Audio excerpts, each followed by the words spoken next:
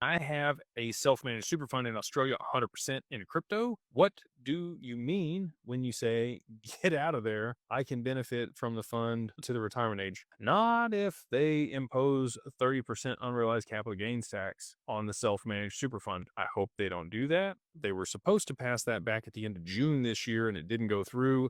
Now they've kicked the can a little bit, but unrealized capital gains tax is stupid. But governments around the world are talking about it and potentially implementing it. So what does that mean? Well, if you had XRP in your self-managed super fund and it goes to crazy high prices, let's say you bought it at 50 cents. We'll just do a dollar to make it easy. You bought it at a dollar. You got a million XRP at a dollar. Okay. $1 million in your self-managed super fund and it goes to $1,000 a piece. You got $1 billion now in the self-managed super fund and they impose the 30% capital gains, unrealized capital gains tax on you. You now owe $300 million to the Australian government for an asset that you never sold just because you had it in a self-managed super fund while it appreciated. That sucks. I don't want to do that. We just had a gentleman that worked with us and completely liquidated his self-managed super fund in kind and is moving it into an LLC here in the US to be able to circumvent that potential outcome. Not recommending that for you.